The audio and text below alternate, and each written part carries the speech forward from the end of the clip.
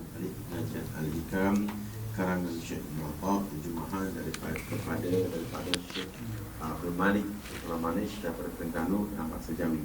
Bismillahirrahmanirrahim. Qala musannif rahimahullah ta'ala wa nabihi berkata demikian qala. Kerana bahasanya Allah Ta'ala itu sidua. Betul? La masa fatabainaka wa bainahu hatta ta'wiha rihlatuka wala fata'ata bainaka wa bainahu hatta tamhuha waslatuka. Tiada ada pengantaraan antaramu dan antara dia. Jadi antara kita dengan Allah ni sebenarnya tidak ada jarak sempadan, tidak ada zaman, tidak ada benda yang memisahkan. Yang memisahkan antara kita dengan Allah ni diri kita sendiri, ya, diri kita sendiri. Itulah yang nak difahamkan. Tiada pengantaraan antaramu dan antaranya, antara kita dengan Allah, dan hingga melipatkan perjalananmu akan dia. Bagaimana kita boleh sampai kepadanya? Dan tiada ada tanah lapang, dan tidak ada pendinding ataupun tidak ada yang mengganggu kita antaramu dan antaranya, antara kita dengan Allah, hingga menghapuskan sampaimu akan dia. Yang menyebabkan kita tak sampai, tak ada. Bukan kerana jalan padang luas, bukan kerana ada lautan ke, bukan, ya. Yang boleh menyebabkan kita tak sampai, tak ada sebab. Kata dia, kerana bahasa hak itu tiada dalam jihad. Kerana Allah Ta'ala ni dia tidak berpihak, tidak kiri, tidak di kanan, tidak jauh, tidak dekat. Dia tidak bertempat, tidak bermasa dan sebagainya. Jadi kenapa pula tak boleh sampai? Kenapa pula kita tidak boleh sampai kepadanya? Tetapi kepahaman ini yang suka untuk diterjemahkan kepada alam nyata ataupun alam realiti, kerana ia bukan benda yang boleh diperbandingkan. Oleh sebab itu cara nak dapatnya mesti melalui ilmu rasa, ya. Cara nak dapatnya mesti melalui ilmu rasa, ilmu yang kita buat satu perkara tak tahu kita suka siapa, ya. Saudara, orang di dunia ni orang gila tak orang gila, ya? Orang gila kita tahu dia apa dia nak. Dia tak dia gila, lepas tu dia tak tahu apa. Sebab kadang-kadang kita tanya dia betul, dia tak dia betul dia gila, kan? Dia tahu dia gila. Kalau kita kata Kak ni gila tau, saya PhD tau, dia tak tahu dia gila. Tapi kata siapa jangan sampai tak siuman lah. Jadi antara kita dengan Allah ni, biar sampai kita nampak macam gila. Semua tu dia. Sekejap semuanya, sekejap mengaji, sekejap taubat, sekejap pakai sunnah, sekejap sujud syukur, sekejap qiyamul lail. Gila dia. Biar macam gila. Biar nampak macam gila. Tapi siapa kata jangan sampai tak siuman. Tapi kalau sudah tak sampai gila, tak sampai ke tahap kualiti gila, bermakna kita bukan orang yang ada tujuan. Ya, kita kena ada satu motif. Tetapi oleh sebab Allah ni bukan satu benda yang boleh difokuskan, maka kita tak dapat tahu kita gila ke siapa. Kita tiba-tiba asyik je kita, asyik, suka beribadat. Hati kita sentiasa nak ke siapa lah kita tak tahu. Tiba-tiba rindu sembahyang, rindu berbuat baik, seronok baca Quran. Tapi kita tahu nak ke siapa. Sebab apa? Allah tidak berjihad, Allah tidak bertempat, Allah tidak berjizim. Tapi kita sentiasa terkepang, tak tahu nak ke siapa, ya. Kalau di dunia ni orang kata apa panggil gila bayar.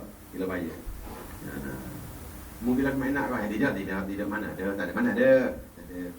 Tapi cara dia tu macam gila. Yang awak ni gila main nak tak ada mana ada.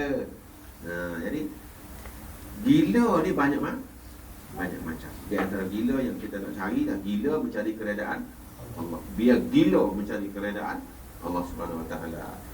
Jangan pula gila dia tidak tahu arah pula. Gila maksudnya nak satu benda tu biar sungguh-sungguh, biar siapa sanggup tidur pun tangguh. Jadi tiada dapat tanah lapang, tiada pemisah kata. Kerana dia tidak berjihad, tidak jihad. Jihad ni bermakna tidak berpihak. Jihad tidak ada fokus, ya, tidak ada belah sana, belah sini, atas bawah, tak ada.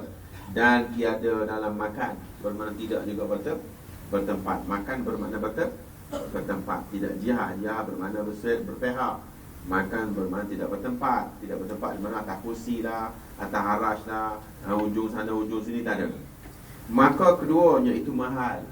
Bertempat dengan berpihak tu Mustahil. Mahal bermakna mustahil. Jihad bermakna berpihak. Maksudnya saudara kurang faham.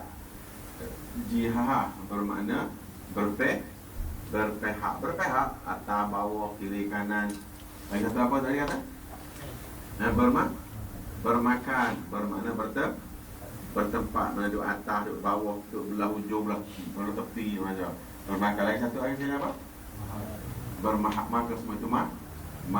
Mahal barang mustahil. Maka semua benda ni mustahil bagi Allah. Ini barang kita cari dia. Bagaimana kita nak mencari Allah sedangkan dia tidak bertempat, tidak bermahal, tidak bermakan. Mahal mustahil. Kalau kita kata bertempat mustahil. Cuma ada dua satu nama kata saya bertempat ya. Dan haknya Ta'ala, kerana hak Ta'ala itu terlebih hampir kepadamu daripadamu. Hak Ta'ala terlebih hampir kepadamu daripadamu. Mana mung ada tu. Mana bagaimana rapat itu sampai tidak ada sempadan. Nak cerita rapatnya pun sampai tidak ada sempadan. Begitu juga nak cerita jauh tidak ada jarak. Nak cerita dekat tidak ada sempadan. Lagu mana? Lagu saya lagu mana? Lagu mana? Sebab tidak ada perumpamaan. Dekatnya tidak ada sempadan, jauhnya tidak ada jarak. Jadi bagaimana kita nak pergi kepadanya? Kata dia, kamu pisahkan hijab antara dirimu sendiri. Keluarkan anasir duniawiyah dan kamu akan nampak alam malakut. Sebenarnya tak faham pun tak apa ya. Dalam satu kitab lain, kalau kitab ni lagi dalam bahasa Arab, kalau anda rasa payah belajar, kata dia, boleh tak tolong tunggu, kata dia. Biar satu masa Allah Ta'ala akan bukakan kepadamu. Sekiranya kamu sudah menempuh jalan ini, kata dia, boleh jadi dapat, boleh jadi tidak, boleh jadi cepat, boleh jadi lambat. Tetapi ada harapan. Ada harapan. Macam kita berubah lah kan, di pondok tu diberubah. Ada harapan.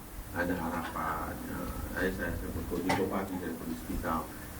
Malam tadi. Apa ni? Balik. Apa beliau.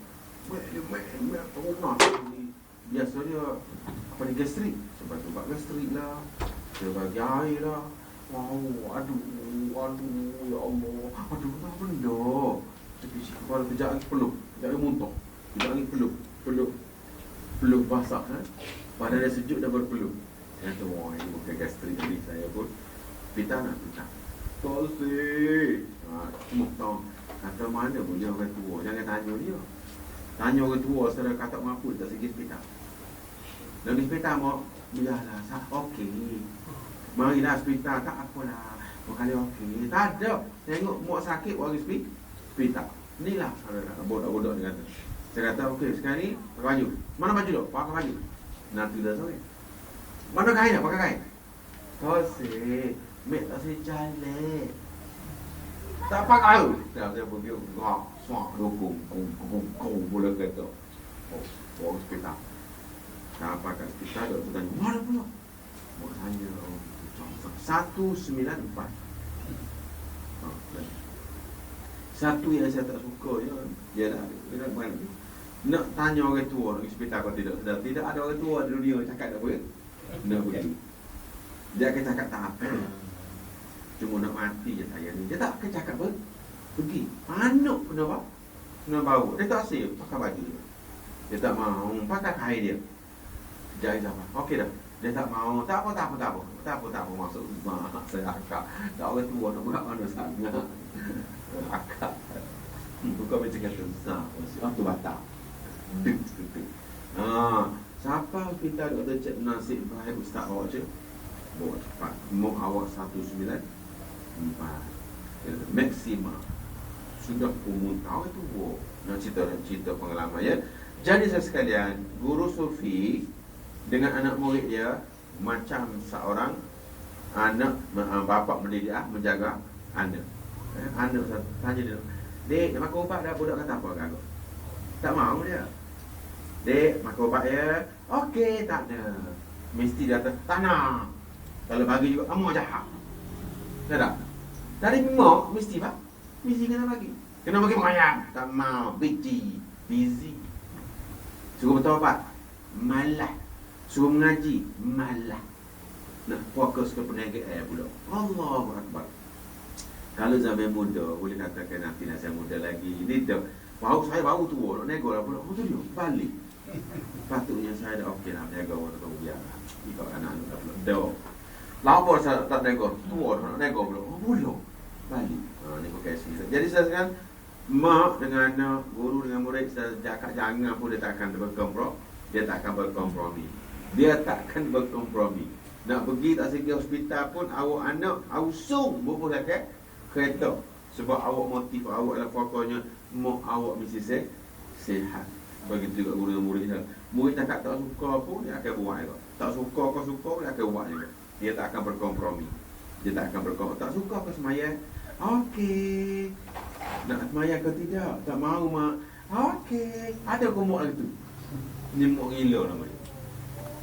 Jadi dalam kes ni kata dia ajar cara ni. Bukan dia tak tunjuk lagi. Dia cerita rahsia dia.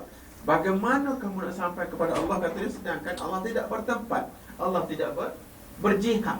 Dan itu semua mustahil, kata dia. Oleh sebab itu kata dia, dan jika engkau kehendaki tahqiq barang tersebut, kalau mu nak sampai juga kalau mu nak sampai juga wasi tadi, maka ceraikan olehmu daripada mu kena ceramu. Lagu nak kata mu kena ceramu.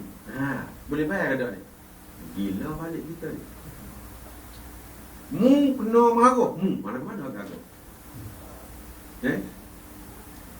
Kita tengok kitab tu. Maka ceraikan olehmu daripada mu.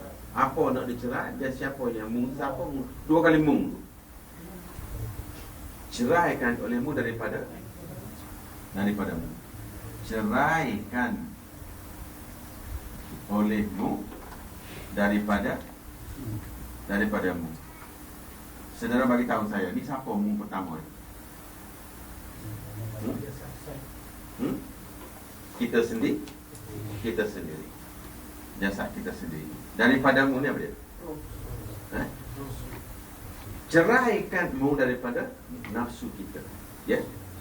Keganasan nafsu kita, tabiat kita kena cerai. Talak apa kata? Talak 3. Talak 3. Kalau talak 2 dia rujuk balik. Hari ni ngaji, besok tak mau. Talak 3. Mengaji sampai bila? Tak boleh rujuk balik dah. Dia rujuk balik kepada sepak semula. Bawa ni pakai piah, cabut mula piah. Tu rujuk balik, kita talak 2 lah tu. Sepatut dia talak 3. Ni tak talak 2. Dia puas dia rujuk balik lah. Kretek semula dah pula dah. Tahu kretek? Rokok kretek? Jadi ceraikan olehmu daripadamu. Mu kena cerai diri muslim. Mana kena pisahkan ni benda ni tadi. Roh apa di jasad kita tadi kena pisahkan. Dalam 2 tadi berpisah. Kegemaran, nafsu, tabiat, syahwat dan sebagainya mesti dipisahkan. Nak pisah. Mari persoalan baru. Ustaz, kita manusia nak pisah apa? Mesti ada nafsu. Takkan kita tak nak makan, kita bagai malaikat. Sudah tak? Kita takkan kita tak nak kahwin, kita bagai pokok kayu. Kita takkan tak nak sedap, kita manusia nak sakit, jadah apanya. Maka dari sini timbul persoalan. Di sini dah timbul persoalan. Nak kau tak mahu. Maka perintah Tuhan supaya mujahadah, melawan juga. Tak rasa baik tu takut menggunakan. Maka barang siapa menghendaki, dia pun tunjuk jalan. Maka barang siapa menghendaki jalan kepada keluar daripada dirinya, nak bawa keluar, kan dia sekadar ada dalam diri kita kan. Bagaimana kita nak keluarkan benda ni tadi daripada diri kita? Nak keluarkan sifat nafsu yang ganas, nak keluarkan nafsu syahwat yang meronta, yang mengicapkan kita daripada Allah, nak keluarkan tipu daya dunia yang mengganggu kita. Maka hendaklah diketahui bahasanya orang yang ahli tarekat itu 3 bahagi. Kesimpulannya, baik suka tak suka, kita kena jadi ahli tarekat.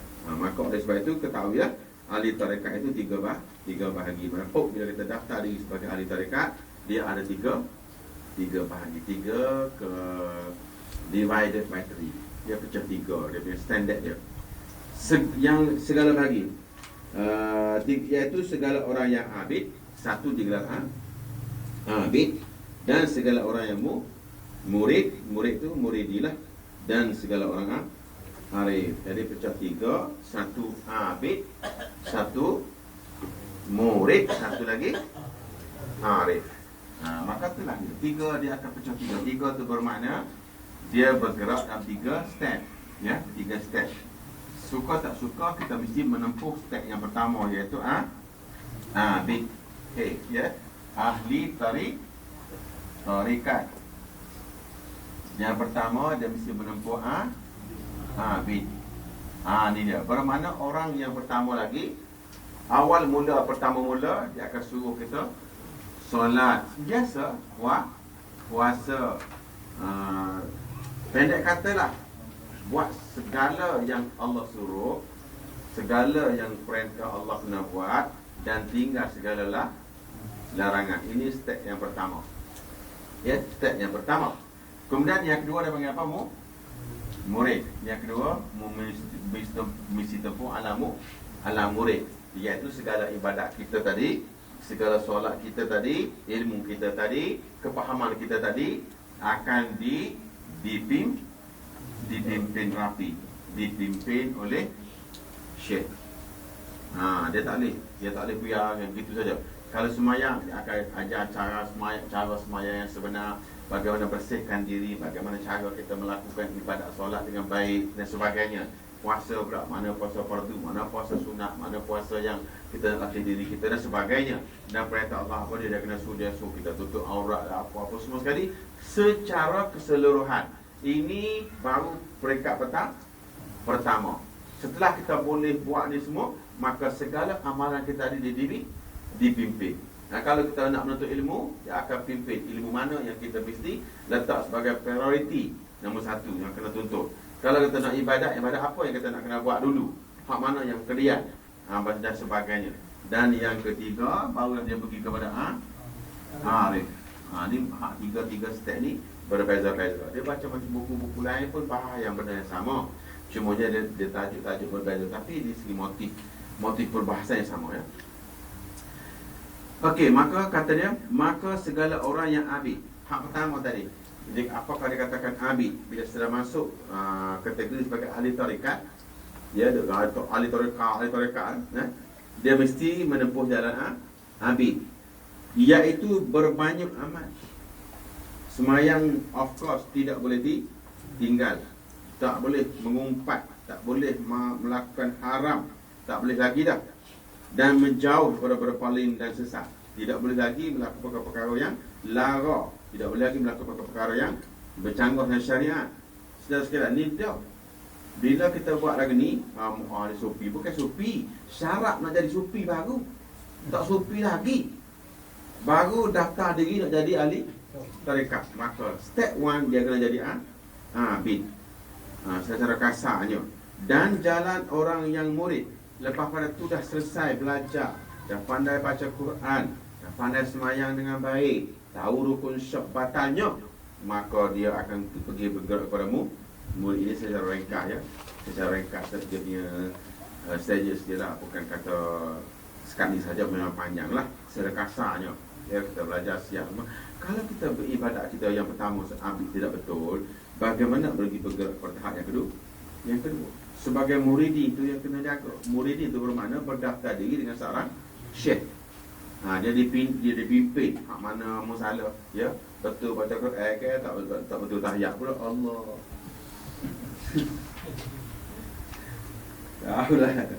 Itulah namanya muridi. Dia akan operate semasa. Dia akan kena bedah semasa. Sentiasa kena dibedah. Kejap hari cingguh mata kan, telinga pula pekak, operate telinga pula. Sesar telinga pula, dah semua pula hari. Jadi sentiasa kena di-maintain oleh dirawat daripada masa ke semasa. Itu namanya muridin. Dan dia tidak boleh jemu. Sekali ada satu tok guru, dia mengajar kisah cerita, dia mengajar surah Ara'aital ladzi Ara'aital ladzi yukadzibu biddin. Fazalika allazi yad'u yatim wala yahuddu ala ta'amil miskin, kan? Jadi anak murid dia pun esok boleh lepas hari pula. Bismillahirrahmanirrahim. Ara'aita allazi kasibu biddin. Anak murid dia boleh lepas tahun lepas pula. Ara'aita allazi kasibu biddin. Jadi masuk lepas 3 tahun. Anda sebagai anak murid akak tangan. Tunggu. Tak ada ayat lain kan nak mengaji. Dengar khabar 3 tahun. Dia nak marah anak murid dia tak faham-faham. Dia mengajar kata lagi 3 tahun. Lepas tu dia bertanya, "Bapa mau nak soal dia?" Dia dah lama dah lagi 3 tahun dah. Boleh buat apa? Senyap sebentar. Aku nak tanya, boleh buat apa? Ara'aita allazi yukazzibu biddin. Mu nak lihat yang Muhammad pendusta agama. Dia cakap dia misal terlibat bohong, penipu dalam berlakon dalam agama. Pembohong dalam agama. Siapa dia? Fazalika allazi yad'u yatim. Ini mereka ini orang menjekap anak yatim. Anak yatim dibiarkan. Ya, anak yatim siapa nak tahu mana dah? Anak yatim 1. Wala yahuddu ala ta'amil miskin, dan tidak pernah memberi makan fakir miskin. Dia berbukti. Mana siapa tadi yang tanya aku tadi? Saya, Cikgu. Mau ada anak yatim apa yang mahu? Tak ada. Esok ayat al-lazi kan dibukti. Mau sambung semua. Sekali. Maknanya secara kasar, conclusionnya. Satu lagi apa dia? Kulasahnya. Kesimpulannya, conclusionnya. Saudara sekalian, kita tidak boleh berbuat apa yang kita belajar. Tidak boleh berhenti sampai kiamat. Dan tidak ada orang yang mampu buat ibadat secara serta mudah dengan Nabi sendiri masa ke semasa. Nabi pun kena tegur. Nabi pun kena tegur dengan kita tu. Ustaz, saya berkata nak belajar tak? Saya dengar Ustaz ngajar apa dulu. Saya pun tengok dia. Patu. Saya beramal hak nak ada tu lah. Tak apa, bagus lah. Mu berok pagi tadi. Tengok. Apa berok tu? Mari berok tu. Berok. Saya tengok. Habis kena ngaji kena. Mari sekali perkara mula. So sekalian, belajar ibadat sana tidak ada istilah berhenti walaupun benda yang sama. Sebab kewajipan kita mendengar, bukan pindah masuk ke semak. Semasa orang sekarang salah faham. Saya nak bagi tulis ya. Salah faham yang berlaku ni serius sekarang ni. Lebih-lebih lagi kita belajar cara sistem lama ni saya sekalian. Saya nak bagi tahu ya.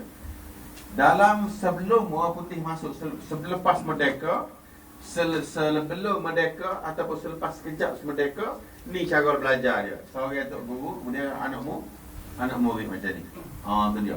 So 2 3 4 tu saya 1000 masa saya mengajar apa yang ni dia. Dia mengajar dia mengajar. Malam ni kita ni, malam esok kita ni, lepas asal kita ni apa semua. Begitulah berpuluh-puluh tahun. Tetapi tok guru saya buat satu sistem, dia panggil sistem sekolah. Sistem sekolah bermakna macam kita belajar akademik lah. Macam akademik. Jadi dia buat kelas lah. Kelas 1, kelas 2, kelas 3, kelas 4, kelas 5, kelas 6, kelas 7, kelas 8, kelas 9. Okey? Kemudian murid-murid dia ni pandai-pandai ni, ada saudara dia tu, adik dia, sungai, anak apa pun dia pandai-pandai dia panggil mari. Dan tujuh orang sebagai asisten dia masuk kelas pertama mengajar sejarah tarikh Islam. Masuk kelas kedua mengajar tauhid. Masuk kelas ketiga mengajar nahwu. Masuk kelas empat mengajar saraf. Masuk kelas kelima mengajar hadis. Masuk kelas mengajar Al-Quran. Gili-gili lah. Sekarang, kenapa dia buat begini? Sebab nak buat sistem gabungan antara akademik moden dengan pondok lama. Tetapi sebelah malamnya, pagi subuh, lepas asar, lepas zuhur, lepas maghrib, lepas isyak, satu sahaja. Hari ni yang menjadi kita krisis dalam pelajar ni ialah dia pakat kutuk. Sebab apa mengaji tok guru saya? Memang macam tu dulu lagi. Dia mesti mengambil kitab ke kitab. Daripada kulit ke kulit. Saudara khatam kitab apa? Sudah cukup dengan basic itu. Saudara kitab Musali sudah cukup dengan solat. Okey, tukar kepada Fathul Wahab pula. Tukar kepada Fathul Jawhar Mahmud pula. Dia habis satu kitab. Lepas pada ni, bila kita ni bakal 5 esok habis, kata dia, kita tukar pula kitab Jawhar Mahmud. Dia bergok, dia waruk, kata dia. Itu dia. Jadi baca kitab tu pula. Dia habis kitab ke kitab. Hak saudara duk tengok hari ni 22 guru seminggu tu bukan belajar. Itu ceramah. 22 guru seminggu. Bermakna kalau sebulan berapa tu guru tu? Satu kali nak dengar. Bermakna 50 orang sebulan tu guru. Ni gapon, belajar gapon. Situlah tempat kita menjadi fitnah besar. Dan satu lagi, belajar ni ialah kita nak belajar gapo pelajaran kita. Pelajaran kita sekarang ni sekarang, the main point kita ialah pelajaran kita ialah nak bagi tahu kenapa kita duduk di sini. Biar kita tahu pada diri kita sendiri. Pelajaran kita ialah khusus. Yang pertama, bagaimana melawan nafsu. Yang kedua, bagaimana melawan syaitan. Itu dia. Yang ketiga, bagaimana nak menjadi tawaduk dan zuhur dengan dunia. Jadi ini pelajaran kita. Fokus kepada kemahiran ini. Satu pelajaran. Bagaimana pelajaran kita supaya dunia yang kita ada ni, kita tahu adalah sementara. Maka kita belajar benda tu dan kita nak belajar bagaimana cara nak melawan syaitan. Bagaimana cara nak menundukkan nafsu. Jadi kita nak ambil benda tu. Kita tidak boleh belajar dengan orang yang gila dunia. Kalau tidak, nanti dia akan jadi. Assalamualaikum Ustaz. Waalaikumsalam. Dengar kabar tu dia nak start ni. Dengar kabar buka polis sekarang ya? Ya. Berapa muridnya? Ada 50 orang. Tak ada bayaran kah? Bayaran ditanya dia. Pasal apa? Kepala dia ialah kalau tak bayar nak maki apa? Jadi sekalian, kita belajar di sini nak cari ilmu bagaimana nak menewaskan nafsu. Macam kita cakap, selagi anda tidak berjaya menjalani ilmu tarikat, sampai bila pun saudara tidak akan sampai kepada Allah Subhanahu wa Ta'ala. Tak sampai, kata dia. Okey, sekarang tengok macam mana. Yang kedua, murid dia kata dia, orang murid tadi, iaitu habis ibadat. Ibadat faham? Jangan melakukan kesalahan. Dia akan ceritalah basic fiqhnya, basic tasawufnya. Jangan buat benda salah sentiasa dikawal, hatta rokok pun dipantau. Macam tu. Sehinggalah sampai kepada menjadi ibadat tadi, maka dia susun. Dan kedua, yang ketiga, jalan tadi, orang yang murid itu menyucikan batin daripada segala mencampuri. Jangan ada di dalam hati ni benda-benda yang tidak suci. Khalas dalam khalis yang jauhar. Kena sampai kita bersih dalam apa yang kita nak buat. Sama ada belajar, sama ada ibadat, sama ada menderma, sama ada sedekah, sama berkeluarga. Kita mesti bersih dalam amal tadi dengan khalis jauhar. Solid mencari kepada Allah semata-mata. Dan selesaikan daripada segala yang membimbangkan. Tahap yang kedua tadi. Supaya selesai daripada perkara yang membimbangkan. Apa yang membimbangkan kita? Takut susah masa depan. Takut anak-anak nanti tak dapat makan. Takut nanti isteri nanti susah di masa depan. Ada berbagai-bagai. Takut nanti perkara, takut nanti darah tinggi, ulang hari, makan hari. Takut yang belum takut. Maka sebab itulah tidak orang-orang yang tidak menjalani mentasawuf ni, dia akan mengidap satu penyakit. Nama penyakit itu ialah susah sebelum susah. Nama satu penyakit menderita sebelum derita. Ada seorang budak. Bukan budak, umur 36 tahun. Bala kasih dia balik bunuh diri. Orang Melayu. IC plate D pula tu. Silakan. Balik gatuk kali. Tekok. Saya tanya dia perah ke apa? Dia tahu dah tak bunyi apa tu kasih je. Putus kasih. Balik gatuk. Kasih baik tak mati. Dia jelek dah hidup. Orang 2 hari lepas. Ini bermakna orang kecewa dengan dunia, kecewa dengan perempuan, kecewa dengan harta benda, kecewa dengan kesusahan sebagainya.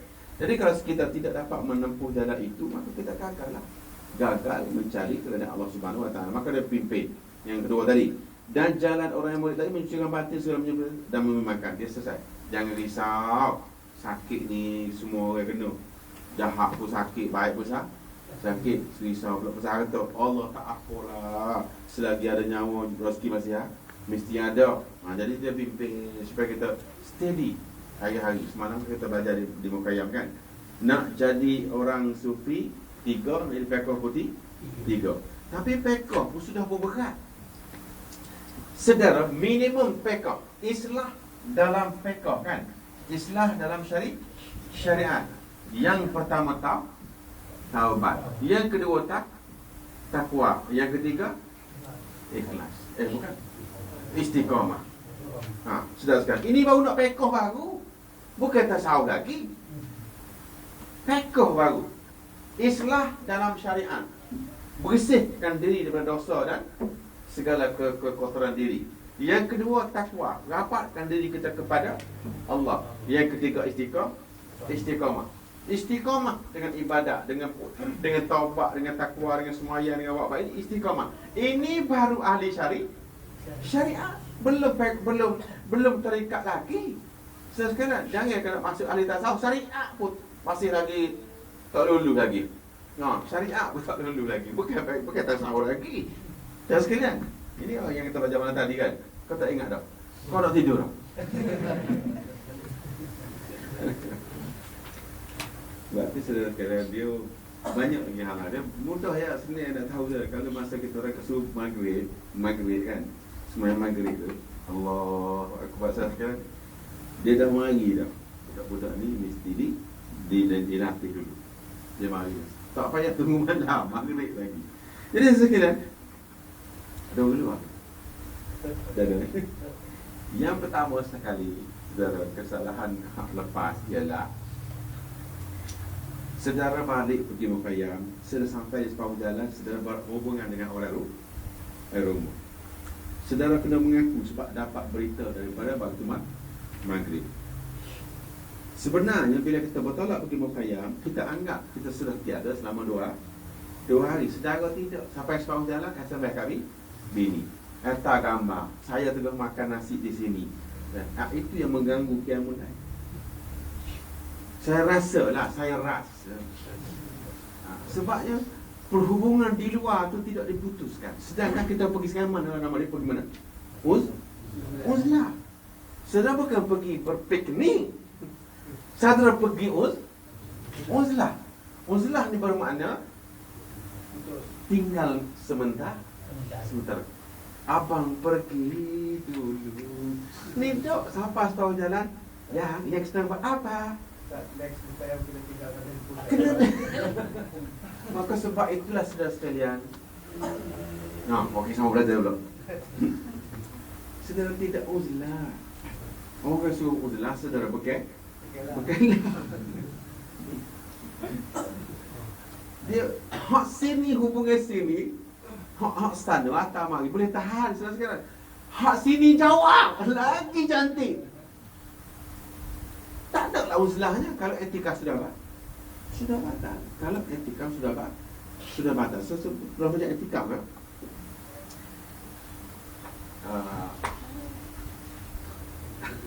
Tapi jangan marah kan. Ini operasi malam tadi. Semalam dah tak dapat kesan. Malam pertama saya dah cakap kan, jangan ambil gambar pukul 3 sampai pukul 5. Dan itu selesai. Tapi kenapa sangkut? Rupa-rupanya bocor uzlah bocor. Uzlah bocor. Tak nak tulis takut ada orang. Tidak boleh masuk uzlah saudara berhubung dengan orang luar. Bukan orang luar ni tak bukan. Tidak boleh berkomunikasi dengan dunia. Kan dia suruh ceraikanmu olehmu. Sudah baca kitab tu. Kamu hendaklah ceraikan olehmu daripadamu. Kita bukan nak suruh cerai, baru nak belajar cerai. Bukan cerai seumur hidup, cerai 2 malam pun kita tidak boleh belajar. Sudah kita belajar baru. Bukan realiti lagi, baru training. Dah kita dah tak boleh dah. Dulu sejak masa tu bawa tu bawa hantar. Saya kata bawa peti sejuk sekali. Kipas angin. Selimut. Gedor sekali. Saudara, saya punya bukan dulu, pokoknya saudara sekalian, tak ada apa. Nasi tikar tu ada rasa. Atap pun tak ada. Mereka awal tak pakai kemah kan? Saya dulu pakai daun kelapa. Mukanya daun kelapa. Kita pacak kayu gini, buat caguk atau jagung. Pakai gini, lepas tu ambil daun kat atas. Tak duduk kat bawah. Duduk situ. Kalau hujan, basah sikit. Pakai basuh sikit lah. Tutup kain sikit. Kalau hujan. Sekarang ni kita saudara bangunan. Kodek lagi atas. Tak boleh juga lagi. Itulah kelemahan akhir zaman. Sebab tu saya pernah berpesan lah, kata dia, kesusahan kita sedikit sekarang ini merupakan kebaikan dibandingkan zaman dulu. Sebab kita berada di zaman fitnah. Zaman fitnah ni memang sukar dapat yang tu. Jadi kita perlahan lah. Tapi itu jaga ya. Kalau uzlah jangan berkomunikasi dengan dunia luar. Sebab bila sudah hubungi dunia luar, uzlah kita putus. Nak pergi pun cakap, nak balik pun cakap. Tapi macam mana boleh tak masuk, saya pun tak tahu. Kan saya cakap, musafir kita belum tamat. Uzlah kita belum tamat. Tak sampai 5 kilometer. I berada di sini ya. I nak berjalan ya, insya-Allah malam kita bertemu ya. Siapkan tilam ya. Apa benda? Uzlah belum tamat. Semasa pergi pun cakap, semasa balik pun cakap. Maka sebab itu kesan kita berkurangan. Pasal itulah. Pasal dia punya latihan. Jadi itu muridin lah tu. Step yang kedua tadi, muridin. Mana cara kita tadi dia latih bagaimana cara kita nak masuk keluar, nak melakukan cerai ilmu daripada bukan senang. Sekadar sampai ke tahap semasa kita ambil gambar tadi, ni siapa dia duduk ni? Saya tak perasan siapa ni. Perempuan cakap orang dia duduk tengah suruh budak ukur atas bawah. Saudara, ketika itu orang sudah tidak kenal siapa kita, betul tak? Siapa yang besar, orang besar, siapa orang miskin, siapa orang kaya, siapa orang tinggi, siapa orang rendah, sudah kenal. Masa tu dikata, kita panggilnya masa tarbiyah.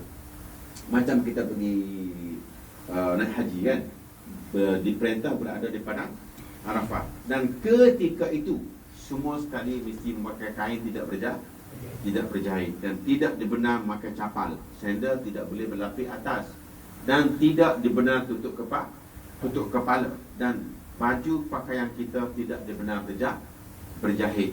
Saudara raja ke, saudara Perdana Menteri ke, office boy ke, badui kampung ke, ketika itu semua menjadi kaedah yang sama. Itulah sengaja.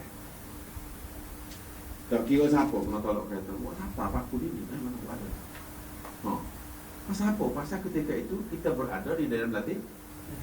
Orang tua menjadi orang yang memimpin budak-budak. Semua sekali sah. Mana yang tak apa buat yang boleh buat.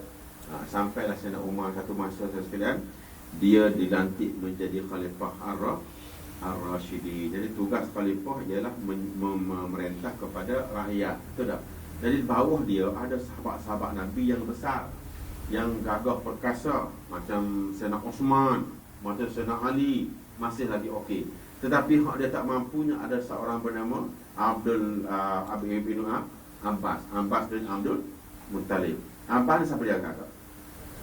Pak saudara Nabi. Bagaimana Umar nak beri arahan kepada manusia bertaraf pak saudara Nabi? Dan tu sudah tua pula tu. Sudah nak bertaraf bapak saudara. Kemudian umur sudah tua. Bagaimana nak bagi arahan? Nak suruh macam mana? Sedangkan perintahnya kena suruh dia khalifah. Maka akhir sekali dia pergi ke Abbas. Assalamualaikum ya Abbas. Waalaikumsalam. Abbas, ya Umar, angkat batu tu. Abbas pun angkat. Letak kat sana ya Abbas. Abbas pun letak. Abbas, angkat batu tu letak sana. Abbas, angkat batu letak sana. Umar, apa ni angkat letak ni? Alhamdulillah. Apa pula ya Umar? Boleh juga aku perintahmu. Aku nak beri order payung. Nak bagi order ke Abah mujahadah. Sebab Abbas bapa saudara Nabi. Jadi sekarang nak beri arahan tu payah. Sebab apa? Hak ni orang tua, hak ni orang pakar besar, hak ni menteri, hak ni eksekutif. Tetapi dari segi sufism tidak boleh ada gap. Tak boleh ada gap. Macam mana buat benda ni? Maka kita latihan secara tidak langsung. Itu yang sedang berlaku. Supaya kita tidak rasa diri kita ni ada ada satu benda. Kita kena turun ke belakang untuk masuk ke ceraikanlah dirimu olehmu. Supaya kita berlaku, ceraikan olehmu daripadamu. Nak ceraikan ego kita, nak ceraikan sombong kita, nak ceraikan rasa pandai kita, nak ceraikan rasa kita bersih, nak ceraikan rasa kita suci. Semasa tu tak ada. Maka ketika tu, aku ni lah aku. Baru kita kenal kita siapa. Ketika kita turun ke bawah, di situlah kita mengenal Allah. Ketika kita rasa kita banyak dosa, di situlah kita mengenal Ghafir. Sampai kepada Allah, tuan-tuan sekalian. Bukan kita hidup tarik botol hebat gitu. Sampai ke hadrat ibu. Bukan begitu. Sebab dia tidak bermakan, tidak berjihad. Sampai kepada Allah bermakna, apabila kamu kenal kamu banyak dosa. Aku banyak dosa. Maka ketika sudah berdepan dengan Ghafir. Inilah Allah. Ketika mana saudara turun ke bawah dan sebentar tawaduk dan habis-habis. Ketika saudara sedang bertemu dengan satu kuasa yang amat besar, bergerak Al-Qahhar. Ketika saudara turun dalam keadaan yang paling hina sekali, maka ketika itulah saudara sudah bertemu dengan Al-Jabbar. Selagi saudara tidak buang hak ni, tak sampai ke sini, saudara tidak buang dosa, bermakna dalam maksiat. Saudara kekal dalam sombong, takabur, saudara kesal dalam kebanggaan besar, maka selagi ini saudara tidak sampai kepada Allah. Maka oleh sebab itu, sombong, rasa tidak berdosa, rasa pandai, rasa tinggi, kena buang dulu. Maka sebab itu cerai olehmu akan dirimu. Setelah kita cerai hak ni, baru jumpa dengan hak ni. Okey, sekarang saudara tak mau cerai. Saudara tidak mau cerai apa yang ada dalam diri kita. Saudara tidak mau cerai dosa. Bila nak bertemu dengan Allah? Saudara tidak mahu cerai sombong, takabur tadi, tak mau cerai. Bila nak bertemu dengan akal? Saudara pun sombong, Tuhan pun sombong. Belaga dua sombong. Api belaga dengan api jadi gapo? Saudara tak mau turun kepada saudara punya rasa kebanggaan. Mungkin ego, rasa pandai, rasa alim, rasa cerdik. Maka bila nak bertemu dengan Al-Jabbar, maka hak ni tadi kena cerai dulu. Cerai tolak berapa? Tolak 3. Bila dah cerai hak ni, barulah dapat hak ni. Saudara, kalau nisbah kepada hukum syara, saudara tidak cerai isteri yang pertama. Katakan saudara kahwin ada dua adik perempuan kan? Ada 2 perempuan. Saudara nak berkahwin dengan kakak dia. Saudara kena cerai dua adik dengan cara talak 3. Cerai talak 3 baru boleh kahwin dengan kakak. Selagi tak cerai adik, kakak tak boleh kahwin. Selagi saudara tak cerai yang pertama ni, maka yang kedua tak boleh dapat. Tidak boleh bertemu Allah. Sebab sifat itu dia datang oleh Allah. Maka cerai olehmu akan dirimu. Itu dia. Walaupun kita tak Jawi sekalian, dia sama dengan Arab. Cumanya diterjemahkan dalam bentuk bahasa Jawi. Benda sama saja. Okey, itu jalan muridin. Boleh bahasakan tu? Boleh. Jadi perjalanan sufi ialah nak cerai diri kita oleh diri kita. Orang lain tak boleh buat. Kita sendiri yang boleh keluarkan benda tu. Jalan orang arif ni yang maksimal lah. Yang kata apa, yang paling sukar sekali, yang climax, yang ilmu tasawuf dia panggil wasil lah, sampai yang ketiga ni. Dan jalan segala orang arif itu menyucikan hati bagi Allah Ta'ala. Hak tadi muridin menyucikan batin dari segala selain daripada Allah, menyucikan batin daripada riya, daripada sum'ah, menyucikan diri kita daripada sifat sombong. Itu muridin. Tapi bila sampai kepada arif, menyucikan hati bagi Allah, tidak ada lain selain daripada Allah. Memang tidak ada kepentingan duniawi pun tidak ada. Sampai tahap tu sudah bukan senang. Dan memberikan dunia dan akhirat, kedua-dua sekali dia jual. Dia jual dunia dan dia jual akhirat untuk dapat Allah. Dia pelik Ustaz. Nak jual kau nak akhirat. Dia tak ada dalam kepala dia pahala ke, syurga ke, bidadari ke, apatah lagi dunia. Tak ada. Yang adanya Allah. Masih wallah. Tidak ada di dalam kalbu dia. Kan dia zikir dari mana? Ma fi qalbi wa itu zikir dia. Inilah dia ambil dari sini. Dia ambil daripada nak kena buang semua hati kita yang ada hanya selain daripada Allah sahaja. Tu dia mari orang-orang pekok tolong ni kata orang sufi gila. Tak Tuhan duduk dalam hati. Siapa kata begitu? Kita sebut lain, dia tafsir lain. Semua saya tengok sini ya. Kalau ada Wahabi kat sini keluar lah ya. Kalau ada, tak ada, baguslah. Kita kata hasbi rabbi jalallah. Hasbi rabbi jalallah. Padalah aku dengan segala kebesaran jalallah. Jalal ni bermakna kebesaran Allah. Ma fi qalbi ghairullah. Dan tidak ada fi qalbi. Fi di sini ialah fi zikri. Bukan fi mahali, fi zikri. Dalam ingatan, bukan dalam bilik, dalam ingatan. Tengok mana dalam ya. Dalam perahu, dalam kapal, ada. Dalam ingatan, dalam kenangan, dalam belakang. Ya. Cuba dengar satu nyanyi orang Melayu. Siapa nyanyi? Tak tahu. Dalam dakapan senja. Betul tak? Sejak bila senja boleh dakap orang? Sebab dalam ini berbagai-bagai makna. Dalam bahasa Arab pun sama. Dia panggil bala. Bala apa? Fi di sini dalam. Tetapi dalamnya adalah fizik. Zikri. Dalam ingatan. Sebab hati bukan tempat duduk. Kecuali kita kata ma fi baiti ghairullah. Ini bau gila. Tidak ada dari rumah aku selain Allah. Mana boleh Tuhan dari rumah? Sebab rumah bukan tempat ni. Duduk tu ada bukan tempat ingatan. Tetapi bila sebut qalbi, dia ialah tempat ingatan. Sebagaimana diambil daripada Al-Quran Al-Karim. Ala bizikrillah tatma'innul qulub.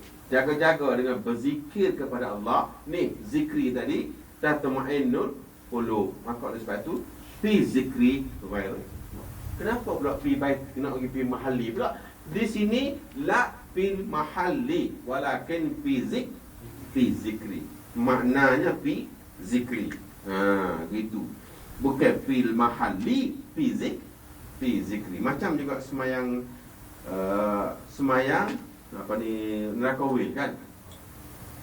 Banyak saya tengok satu buku dicetak khusus mentafsirkan surah Wailuli. Tafsir yang dibuat oleh ulama macam ni. Tengok sini ya. Wailun lil musallin allazina hum an salatihim sahun. Dia mari dalam perkataan an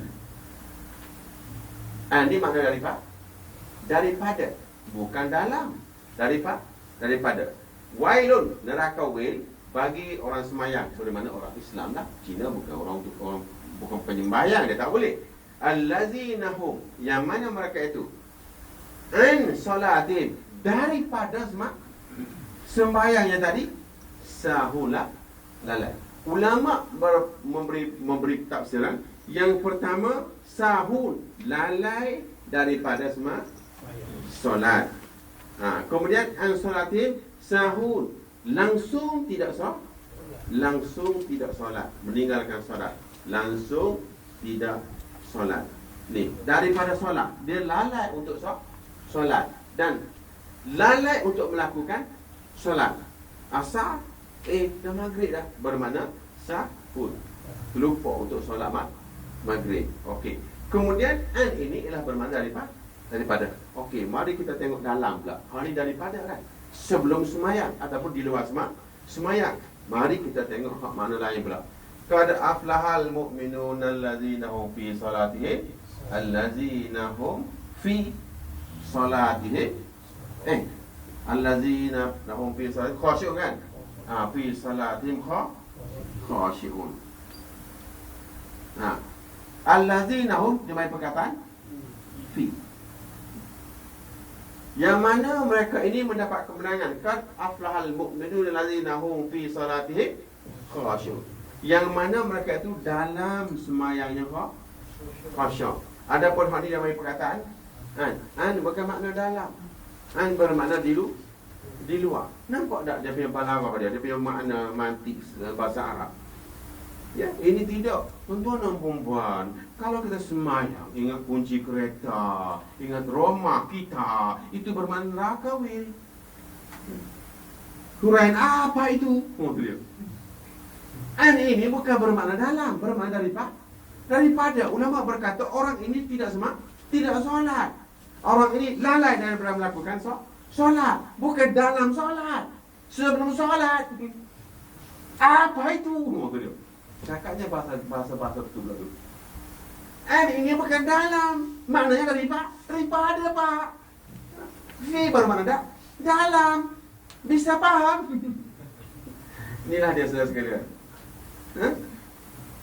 Dengan pi jauh berbeza. Macam tu lah zikir tadi. Hasbi Rabbi Jallallah ma fi qalbi. Okey, fi qalbi. Qalbi itu apa? Qalbi ni ma'ani.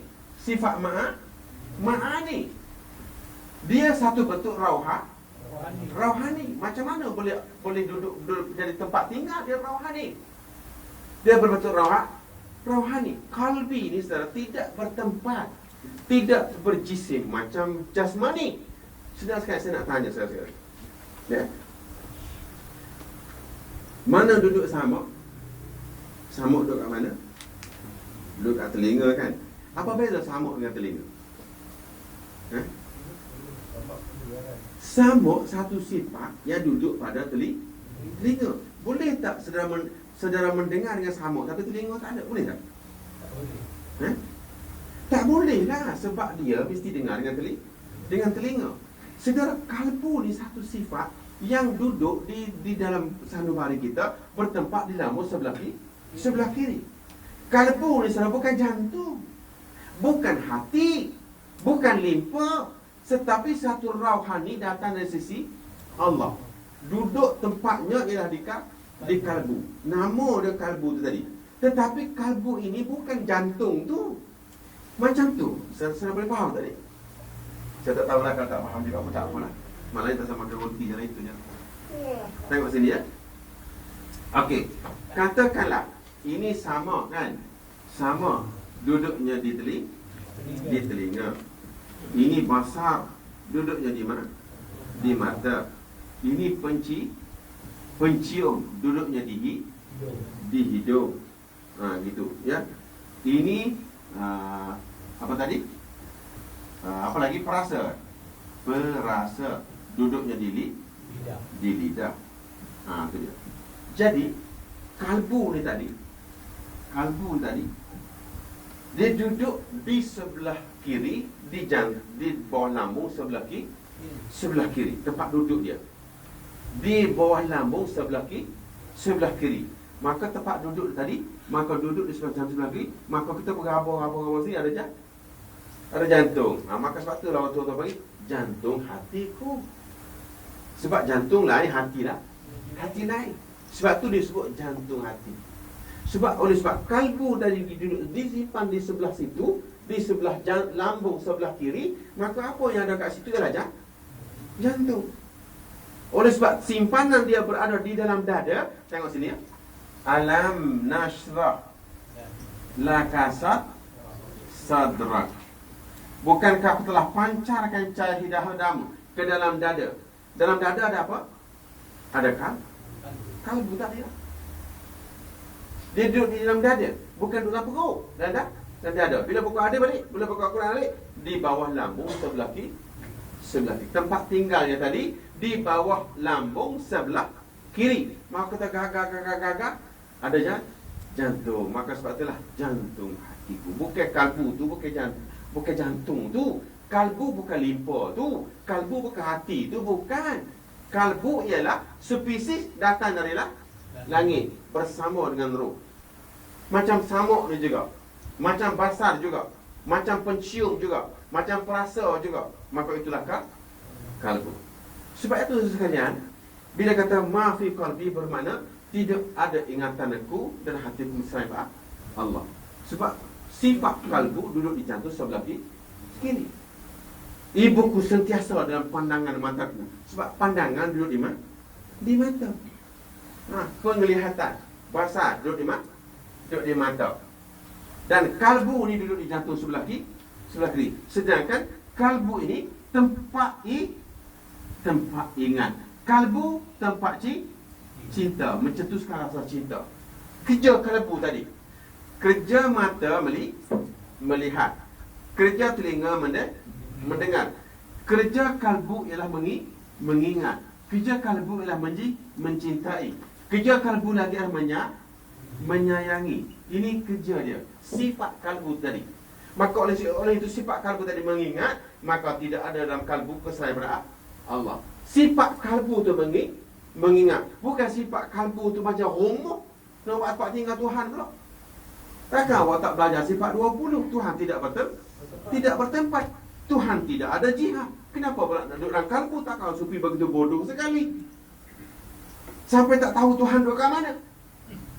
Sebab itulah sekalian, ma fi qalbi, tidak ada di dalam ingatan kalbu, fi zikri, melainkan Allah. Situ duduk. Sebab kalbu ni bukan tempat tinggal, tapi tempat ingat. Mata tempat melihat, telinga tempat mendengar, kalbu tempat mengingat. Begitu suka sekali nak faham Allah. Tanya saja apa? PhD. Rosak habis segala ilmu tasawuf. Rosak habis segala ajaran ulama, dirosakkan oleh orang yang nasi setengah masak. Nasi setengah masak tak setengah masak. Mak jadi benyar atau benyar. Air kering ambil nasi belum masak. Dia letak, tambah air semula. Macam kita masak dekat Sungai Sel tu. Air, gas pun tak ada, apa dapur pun tak ada, lepas tu kayu basah. Lepas tu korek tu buah api kayu. Buah api kayu tak hidup tu. Lepas tambah air, tambah siapa kata, wah sama ada air. Dah kering, nasi belum masak, tambah air lagi. Lepas tambah air lagi. Kalau kita tak tambah air, dia jadi mentah. Sebab itulah ni masalah dia tak masuk. Bila itu hurai berkenaan dengan tasawuf, hati rusak orang lain. Okay. Kemudian kata dia arif tadi, dan jalan seorang itu mencucikan hati bagi Allah. Kenapa nak sucikan hati bagi Allah? Kenapa tak cuci mata? Kenapa tak cuci telinga? Sebab hati tempat ingatan. Kalau kita tak cuci hati bagi Allah, maka hak lain masuk. Kalau mari dah duduk pakat besar duduk, kereta besar duduk situ, lagi berat kita. Dan memberikan dunia akhirat dalam bentuk kerana Allah. Dia jual segala-gala, masa dia, harta benda dia dan sebagainya, demi mencari keredaan Allah. Dan jahat itu terlebih tinggi. Yang ketiga ni kita panggil makam khawas. Memang kita tidak dapat, tetapi begitulah standardnya. Tidak ada lain selain Allah. Macam bin Rabah, macam Abu Bakar, macam Umar, macam Uwais Al-Qarani. Itu semua dia tidak ada lain selain Allah. Dan ketahui olehmu, wallah. Assalamualaikum warahmatullahi wabarakatuh. A'udzubillahi minasyaitonir rajim. Bismillahirrahmanirrahim. Wassalamu ala asyrafil anbiya'i wal mursalin wa ala alihi wa sahbihi ajma'in. Allahumma ya Allah ya qahhar ya rahim, iftah alaina wa ala zurriyyatina futuhal